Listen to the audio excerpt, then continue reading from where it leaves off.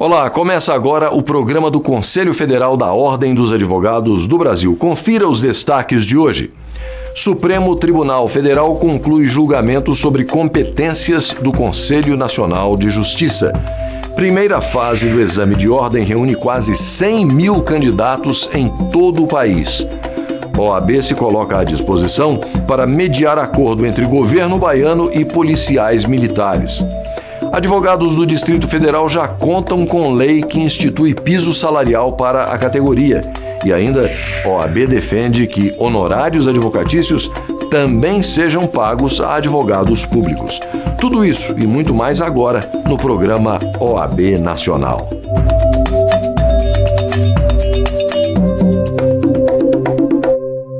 O Supremo Tribunal Federal concluiu o julgamento da ação que tentava limitar os poderes do Conselho Nacional de Justiça proposta pela AMB, a Associação dos Magistrados Brasileiros. O CNJ saiu fortalecido da Suprema Corte, conseguindo manter seu poder fiscalizador e punitivo de juízes. Para a Ordem dos Advogados do Brasil, a reafirmação da competência do Conselho fortalece a justiça brasileira. Foram necessárias 3 sessões para que os ministros do Supremo Tribunal Federal julgassem todos os itens da ação ajuizada pela AMB, que pretendia restringir os poderes do CNJ. Na primeira parte do julgamento, o presidente nacional da Ordem dos Advogados do Brasil se pronunciou em defesa do Conselho. Ophir Cavalcante ressaltou a contribuição do CNJ para a transparência do judiciário brasileiro. A transparência que foi dada para os números, para a gestão, para os programas, para os projetos, só foi possível graças ao Conselho Nacional de Justiça. Sem ele, nós continuaríamos a ter aquele modelo anterior em que a autonomia era confundida com soberania. Essa é a grande realidade que se põe hoje e que devemos aqui, sem subterfúgios, reconhecer. O CNJ só chegou a isso porque ele não cuidou da justiça real, da justiça ideal. Ele foi cuidar da justiça real, foi para dentro dos tribunais para ver o seu funcionamento. Foi verificar de gabinete em gabinete, em suas investigações, como funcionava o processo e como era a relação entre os magistrados de um modo geral, inclusive no tocante à parte disciplinar. E aí o que se vê? Novamente, uma reação dentro de uma dialética natural na democracia, a partir de um segmento da magistratura que só quer concordar com as ações do CNJ, especificamente naquilo em que entende não agredir a sua autonomia. O CNJ é bom para projetos, o CNJ é bom para programar a justiça, a gestão. Entretanto, ele não é bom quando se toca na questão disciplinar. Aí há uma reação. E essa reação, ela vem sob o palio, sob o guarda-chuva maior da autonomia. O guarda-chuva maior de que tem que se preservar a autonomia dos tribunais. Não há dúvida de que tem que ser observado, sim. Entretanto, não se trata, nesse caso, de avançar sobre a autonomia. Se trata, sim, dentro de um modelo novo, em que o CNJ é um Conselho Nacional de Justiça, passa a coabitar, a conviver com essa realidade de então e com essas autonomias que eram até então intocáveis, muito mais próximas da soberania. Ainda durante a sustentação oral na Suprema Corte, o presidente nacional da Ordem lembrou as dificuldades dos tribunais para investigar e punir juízes que cometeram desvios de conduta. Os tribunais estavam, a cada um deles, em função da sua autonomia, a disciplinar de uma forma ou de outra. Há situações que são emblemáticas e que agridem o senso comum. A lei exige, para a punição do magistrado, que haja a maioria absoluta do tribunal para aprovar. Pois bem, inúmeras situações aconteciam em vários tribunais do país em que a maioria era atingida, mas como uma parte dessa maioria entendia que a pena a aplicar era censura e a outra parte entendia que a pena a aplicar era a aposentadoria compulsória, por exemplo, o que acontecia? O magistrado era absolvido. Ou seja, qual a coerência de uma decisão dessa natureza, a maioria absoluta entende que o magistrado efetivamente estava passível de ser punido, entretanto, porque não se alcançou a maioria para esta ou para aquela pena, ele era absolvido. Como explicar isso para o cidadão? Como o Poder Judiciário poderia fomentar esse tipo de impunidade por ele próprio reconhecida no caso concreto? É apenas um exemplo. A Constituição que eu leio é diferente, certamente, da Constituição que a AMB lê. A forma como leio, isso é muito interessante, porque isso demonstra a beleza do direito, é totalmente outra. O artigo 103, parágrafo 4º, inciso 3º da Constituição, diz que compete ao Conselho Nacional de Justiça receber e conhecer das reclamações contra membros ou órgãos do Poder Judiciário, serventias, etc., etc. Conhecer. O que significa conhecer dessas representações? Apreciar, julgar, avaliar, examinar, processar, notadamente porque o sistema constitucional pretendeu, com a criação do Conselho Nacional de Justiça, a ampliação dos controles da atividade judicante no que toca também à questão disciplinar.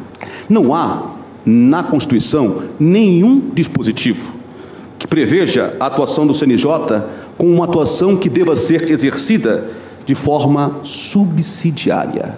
A Resolução 135, quando editada, ela teve um objetivo único: disciplinar de uma forma uniforme a partir do conceito de que a justiça é única. Não se justifica termos, no Brasil, um processo para um juiz no Acre, disciplinar, um processo para um juiz no Rio Grande do Sul, outro no Rio Grande do Norte, enfim. Se nós não tivermos um processo só, cada tribunal vai continuar a julgar da forma que quiser. Um dia após o início do julgamento, os ministros retomaram os trabalhos. Por 6-5, eles decidiram manter a competência originária e concorrente do CNJ para investigar magistrados. Outra decisão importante tomada de forma unânime foi a manutenção da sessão pública para o julgamento de processo administrativo disciplinar contra juízes. Já no último dia, o Supremo decidiu que, quando houver divergência do tribunal em relação à pena a ser aplicada ao magistrado, cada sugestão deverá ser votada separadamente, para que seja aplicada somente aquela que alcançar quórum de maioria absoluta na deliberação. Os ministros também reconheceram a competência do Conselho Nacional de Justiça para regulamentar a instauração e instrução de processo disciplinar contra magistrados. Mais uma vez, a Constituição da República é posta contra o corporativismo. Essa é a grande lição que fica nesse momento. O Supremo Tribunal Federal reconheceu de uma forma muito clara que o CNJ, para poder exercer a sua missão constitucional e bem fiscalizar a justiça brasileira, ele pode editar normas, pode editar regulamentos, até que a lei orgânica da magistratura venha a ser atualizada. Portanto, é uma vitória da sociedade brasileira, é uma vitória que fortalece a justiça em nosso país. E você vê a seguir, primeira fase do exame de ordem reúne quase 100 mil candidatos em todo o país. E ainda, a OAB dará uma nova chance aos candidatos que foram prejudicados por causa da falta de energia elétrica na hora da prova.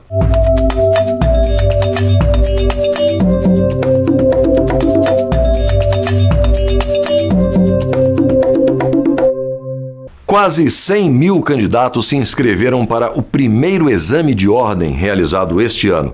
O índice de ausência ficou em pouco mais de 2%. As provas foram aplicadas em todo o país pela Fundação Getúlio Vargas. Foi o 6º exame de ordem unificado da OAB. A prova foi aplicada no último dia 5, em todo o país. A primeira fase reuniu 80 questões objetivas e, para ser aprovado, cada candidato teve que acertar no mínimo 50% delas. Muitos estiveram nervosos, mas confiantes no bom desempenho. Estou com a expectativa de ser aprovado, né? Até porque eu fiz o máximo, né? Estudei todo o conteúdo essencial, né? Então, estou confiante que vou ser aprovado na primeira fase. Estou bastante nervosa, assim, mas estou confiante porque eu estudei, fiz cursinho dessa vez, né? Então, assim, eu tenho certeza que todos os candidatos estão nervosos, porque não é uma prova fácil, né? Exige muita dedicação, conhecimento, mas estou confiante. Não é a primeira que eu faço, né? Já é a terceira. As outras eu passei na primeira fase, fiquei na segunda, né? Vamos fazer novamente mais uma para ver como é que fica agora, né? Estudei bastante nas férias, praticamente 8 horas por dia. Já outros, apesar do preparo, não conseguiram chegar a tempo de fazer a prova. Peguei um táxi dali do Santa Lúcia, ali do Santa Luzia para cá, mas não deu paciência, né? Agora em maio vai ter outra, né? Dá tempo da gente fazer um preparatório aí com mais tempo, né? Elaborada pela Fundação Getúlio Vargas, a prova teve 5 horas de duração. Os primeiros a saírem dessa faculdade de Brasília elogiaram o nível das questões. Eu acho que é uma prova que quem fez um mínimo na faculdade pode passar.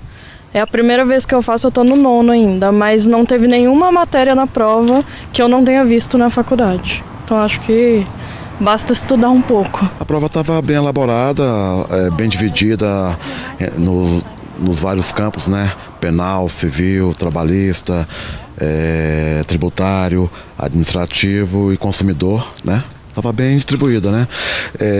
Como eu estou fazendo esse exame, não é o primeiro, eu achei que eles colocaram questões de tributário e falências que nas provas anteriores não caiu muito, né? Mas foi uma boa prova, né? Não foi fácil e nem estava muito difícil, né? As questões muito bem esclarecidas, né? Tá com expectativa aí de passar? Com certeza.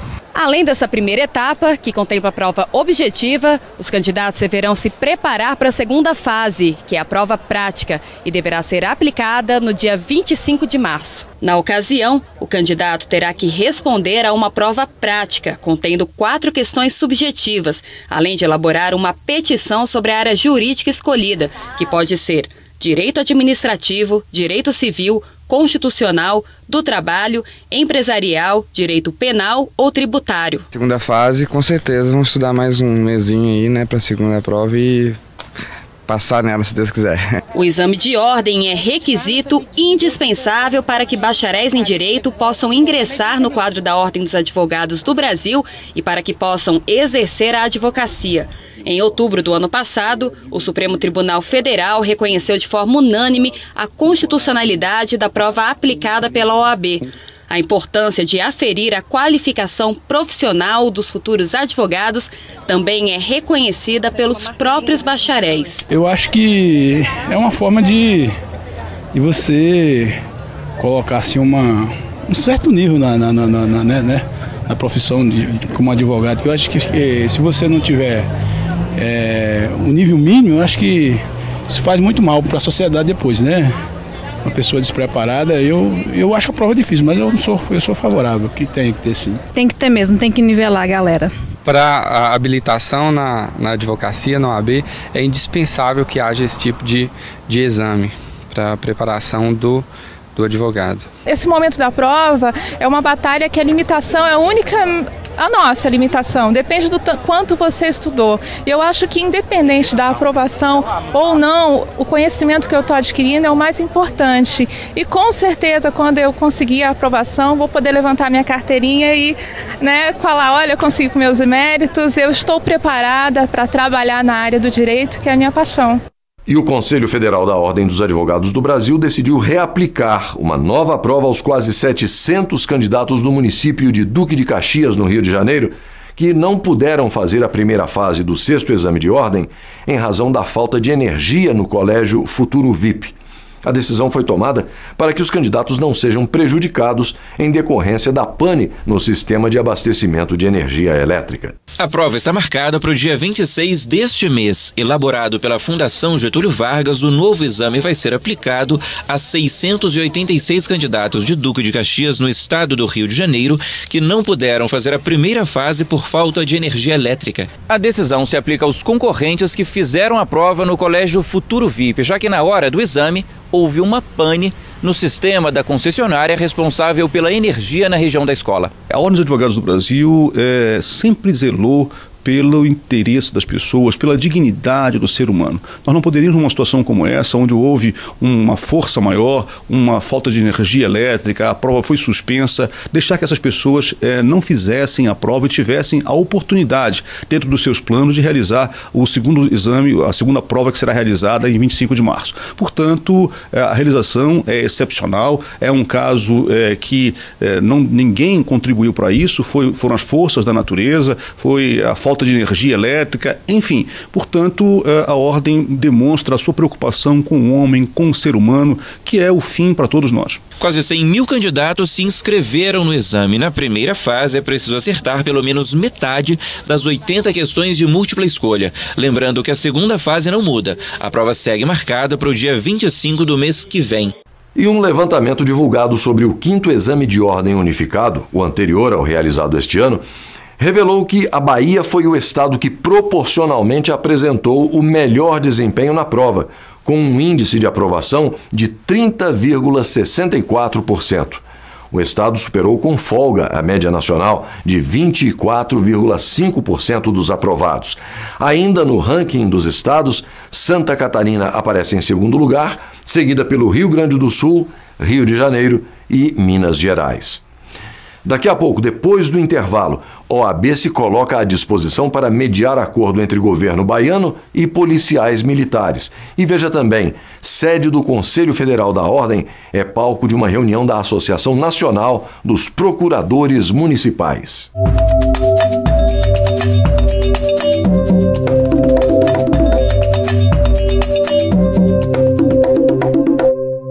A Ordem dos Advogados do Brasil se colocou à disposição para intermediar as negociações entre o governo e a Polícia Militar da Bahia. O estado vive sob um clima de tensão, principalmente os moradores da capital, Salvador, por conta da greve dos policiais baianos e do consequente aumento dos índices de violência. A paralisação mobilizou homens da Força Nacional de Segurança e do Exército. Os acessos ao centro administrativo da Bahia, onde funciona a Assembleia Legislativa do Estado, foram fechados depois da ocupação do prédio. A greve foi considerada ilegal pela Justiça e o impasse motivou a OAB a se colocar à disposição para mediar um acordo entre o governo baiano e os policiais militares. Essa greve de policiais militares é vedada pela Constituição, é crime que está sendo cometido, entretanto, é um fato social. E como um fato social nós precisamos enfrentar, não com polícia, não com exército, mas com um diálogo, tentando encontrar uma fórmula que contemple tanto os policiais quanto o governo da Bahia. E por que isso? Isso não se trata de rendição.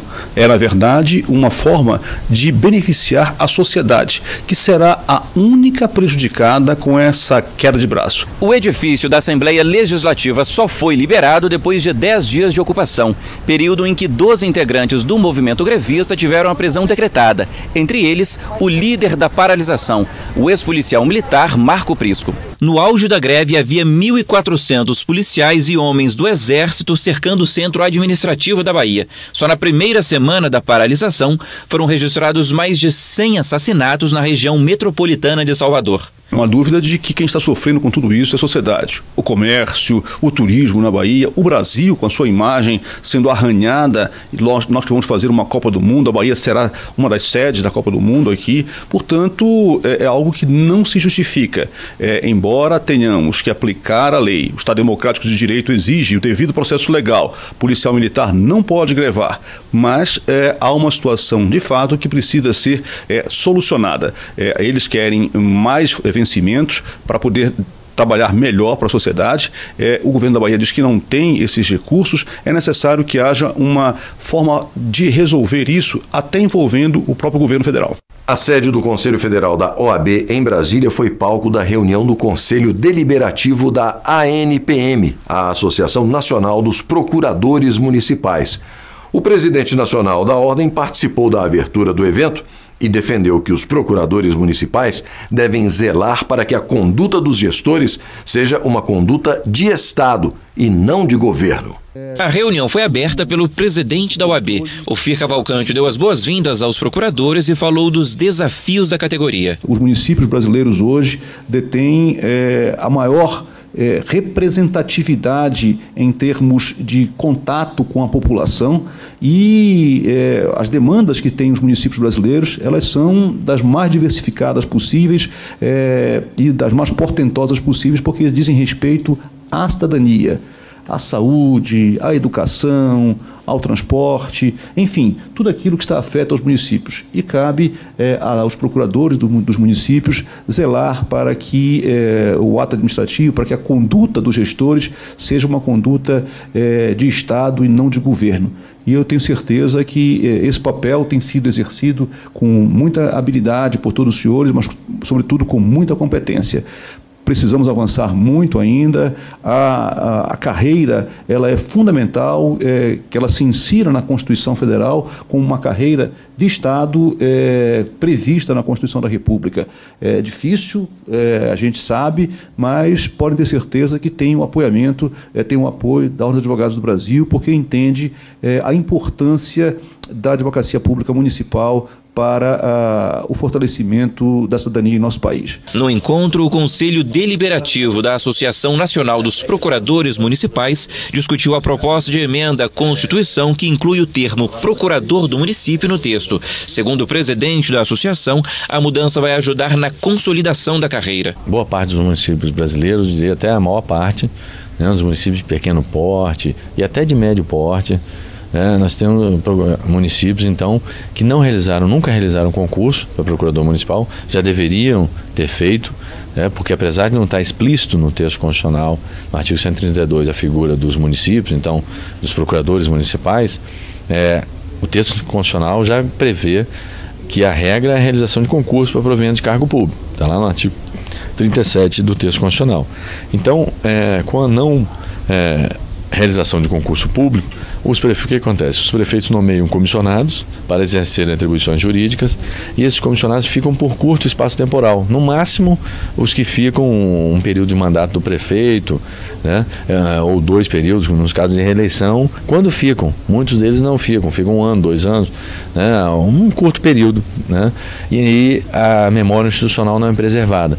A CGU, Controladoria Geral da União, já tem detectado em vários processos, em vários problemas que têm acontecido com repasses de verba federal para os municípios, a falta de informação institucional. Quando você tem um procurador, né, concursado lá naquele quadro, o procurador ele vai ter uma carreira, vai ficar 10, 20, 30, 40 anos, né, no serviço público até vir a se aposentar.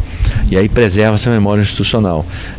E também você tem a quem você se dirigir, o prefeito novo que assume, democraticamente eleito, ele tem a quem se dirigir. Eu quero saber informação sobre este processo específico, né? E aí você tem toda aquela memória institucional. Evandro comentou ainda a relação entre os advogados públicos e a Ordem dos Advogados do Brasil. Essa parceria entre a advocacia pública e o Conselho Federal da OAB tem se estreitado a cada dia, a cada gestão. Isso tem se estreitado, tem aprimorado esse contato, esse convívio. Isso é muito importante. Todos nós somos advogados, né? Sejam advogados estritamente privados, profissionais liberais, como também os advogados públicos que trabalham para os entes municipais, estaduais, para a União. Então, essa relação, esse aprimoramento desse contato é muito importante para o fortalecimento da categoria, para o fortalecimento da OAB. A OAB é uma entidade que tem uma credibilidade enorme perante a sociedade civil organizada. Então, quanto mais colegas participarem nesse processo e se integrarem à OAB, se sentirem, né, como membros da OAB, isso a sociedade brasileira só tem a ganhar. O direito sanitário, ele tem um objeto específico, que é a saúde humana. E essa saúde humana, ela é vislumbrada do ponto de vista individual, quanto do ponto de vista coletivo, com todas as nuances relacionadas a cada uma dessas situações. A questão individual, ela tem sido muito debatida nos tribunais, muitos advogados, eles trabalham, atuam nessa área, né, questões individuais de pessoas que têm problemas relacionados à saúde. Mas a questão coletiva, essa sim é uma área muito promissora na questão do direito sanitário. Por quê?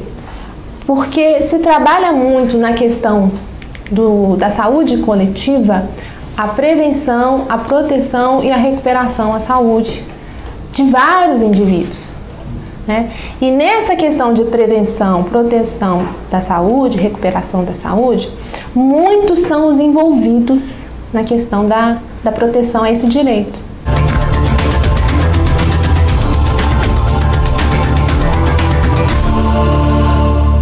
A questão do advogado no direito sanitário, ela é muito rica. Nós temos pouca legislação que trata da matéria. A legislação, ela data de 1960 a 1970, com poucas alterações ao longo desse tempo. E principalmente a questão da vigilância sanitária, quando a Anvisa foi criada, surgiu uma infinidade de normas regulamentares para tratar dessa questão, né? E são diversos aspectos, tanto relacionados à própria empresa, quanto relacionados aos produtos, aos serviços, aos ambientes. Então, existem normas que tratam da questão da autorização de funcionamento. Esses órgãos reguladores, eles têm um trabalho muito intenso de ouvir a sociedade, o setor regulado, com relação às normas. Então, esse é um trabalho de consultoria, né? Outro trabalho de consultoria, existem produtos que não são registrados aqui no país e pretendem ser registrados aqui no país. Então, eles contratam escritórios para verificar a viabilidade ou não de ter esse registro, né? Existem situações que são permitidas, por exemplo, nos Estados Unidos, e no Brasil não são. Existem normas que impedem isso, né? Então, existe esse trabalho de consultoria antes do produto ser comercializado.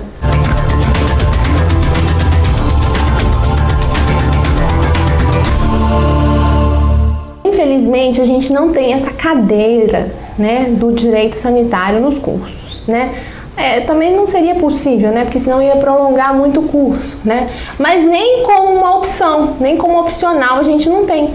A gente tem dificuldade de professores aptos para darem essa matéria, né? Mas existem cursos interessantes de especialização, congressos, essa área é rica em congressos e a USP ela é pioneira em relação à especialização nessa área, né?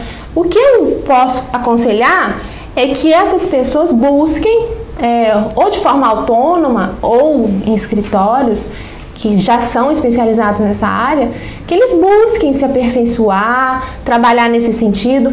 É uma área riquíssima, são pouquíssimos profissionais, pouquíssimos conhecem a legislação sanitária. Muitos conhecem o direito constitucional e o direito administrativo, mas a legislação sanitária, com todas as peculiaridades do processo, como é uma atividade de fiscalização, onde passa essa atividade de fiscalização, pouquíssimos advogados conhecem e detêm esse conhecimento. Mas ele pode sim e tem mecanismos para fazer isso. Ele tem mecanismos, basta ele querer, ele gosta do direito como um direito social, então busque essa área. E você confere no próximo bloco. Advogados do Distrito Federal já contam com lei que institui piso salarial para a categoria. E ainda, OAB defende que honorários advocatícios também sejam pagos a advogados públicos. O programa OAB Nacional volta já.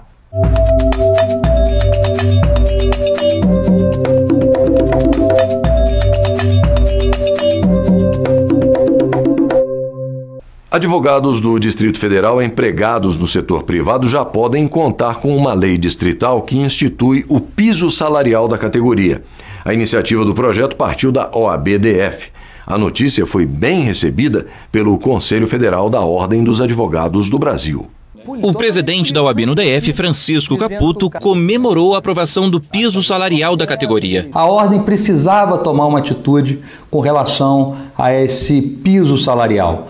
E essa foi, eu acho que, a grande vitória da classe. Quer dizer, foi a coragem da atual administração de enfrentar o tema, discutir com a sociedade, discutir com a nossa classe, discutir com os escritórios, a sociedade de advogados e sensibilizar o GDF a propor esse projeto de lei. Para nossa sorte, os estudos no âmbito do governo foram extremamente céleres e na Câmara Distrital nós tivemos uma surpresa agradabilíssima, que foi o prestígio e o respeito com que os advogados são tratados, e tivemos em tempo recorde o projeto aprovado em apenas 2 dias. Com a medida, o advogado que trabalha no mercado privado de Brasília não pode ganhar menos de R$ 1.500, quando a jornada é de 20 horas semanais, ou R$ 2.100, no caso de 40 horas por semana.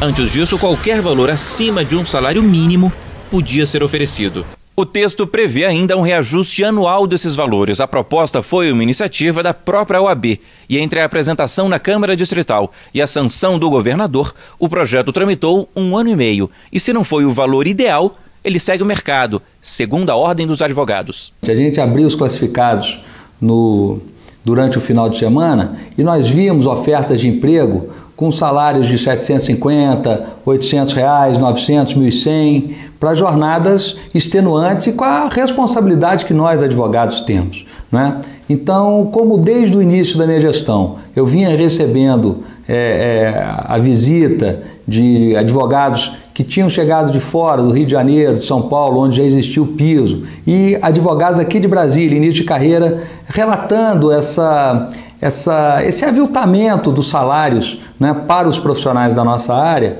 nós então estimulamos a nossa comissão de apoio ao advogado iniciante, que fez uma ampla pesquisa, um amplo debate. Depois submetemos o projeto à nossa comissão de estudos constitucionais, que avaliou todas as questões constitucionais, principalmente a competência, a legitimidade para propor esse projeto de lei para a Câmara Distrital.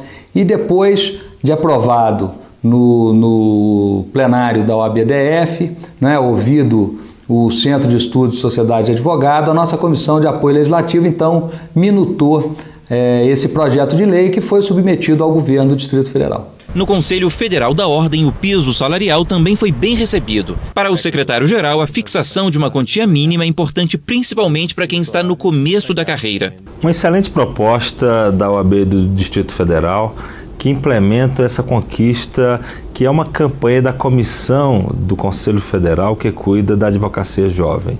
Nós entendemos que os advogados, principalmente início de carreira, têm uma atividade muito desvalorizada, muito aviltada, né, com pagamento de remuneração escorchante, de fato pouco mais que o salário mínimo. E a campanha de piso para o advogado empregado, para o advogado contratado, de escritórios e de empresas, é uma campanha que vem no sentido da valorização do advogado, com aquela ideia sempre presente de que o advogado valorizado significa um melhor serviço prestado ao cidadão e, portanto, a defesa do Estado de Direito, a defesa da justiça, no caso concreto, da justiça social e a construção de uma sociedade fraterna e solidária como todos desejamos. A expectativa agora é em relação à aprovação de projetos semelhantes nos estados que não têm piso definido. Entendemos que o piso do advogado deve ser estadualizado porque as realidades são muito distintas no Brasil. As questões econômicas, as questões sociais em um determinado estado é diferente de outro estado, custo de vida, capacidade de pagamento. Então, essa campanha que vem sendo feita de forma estadualizada e de forma até voluntária pelas seccionais, mas estimulada pela Comissão da Advocacia Jovem, ela segue uma diretriz interessante de estadualizar o piso, mas sem dúvida alguma garantindo sempre um valor mínimo que mantenha a dignidade do advogado em início de carreira.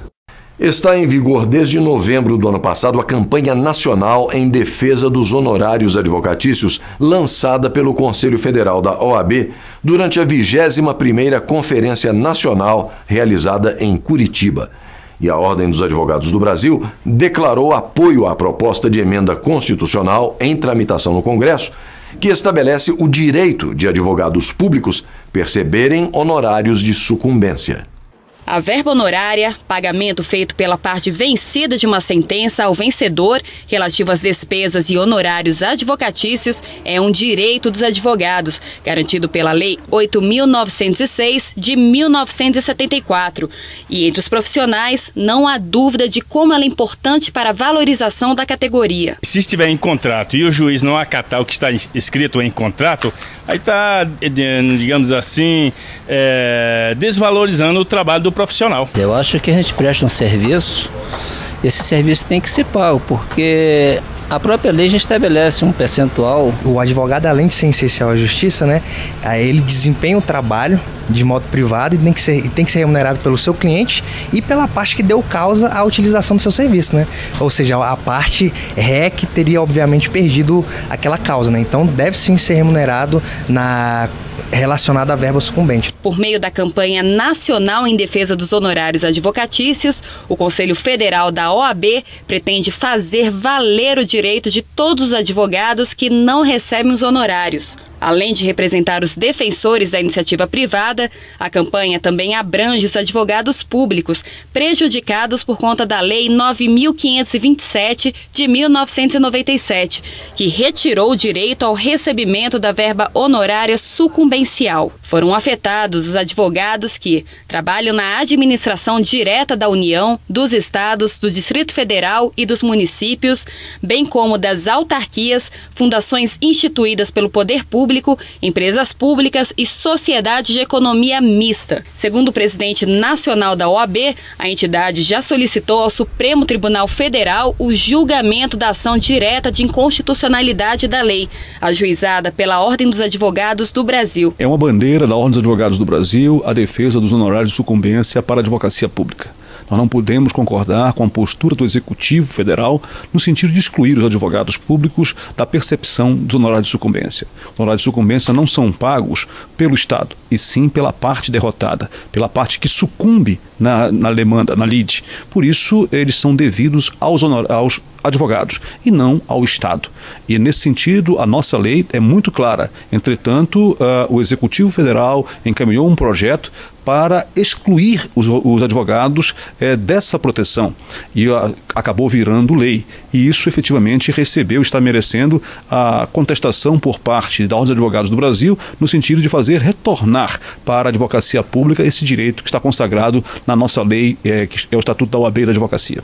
Já está em tramitação na Câmara dos Deputados uma proposta de emenda constitucional estabelecendo que o advogado público passe a receber honorários de sucumbência. A proposta foi bem recebida pelo Conselho Federal da OAB. Essa PEC vem disciplinar os honorários sucumbenciais em favor dos advogados públicos, os procuradores, e vem de forma muito oportuna, pois a advocacia pública precisa desse fortalecimento. A advocacia pública é um forte instrumento de combate à corrupção. O advogado público, ele está cuidando do que é de maior interesse da sociedade, pois o seu cliente direto é o Estado, é a União, são as autarquias, então é preciso que esse profissional seja dignamente remunerado. E hoje o que é que está acontecendo? Essas verbas sucumbenciais, esses honorários estão sendo revertidos para a vala comum, para o cofre, para a conta única dos estados, municípios e União. Acho que vem em bom momento essa proposta de disciplinamento e vem dignificar mais ainda a atuação dos advogados públicos. E o programa OAB Nacional de hoje fica por aqui, mas na semana que vem nós estaremos de volta. Até lá e obrigado pela companhia.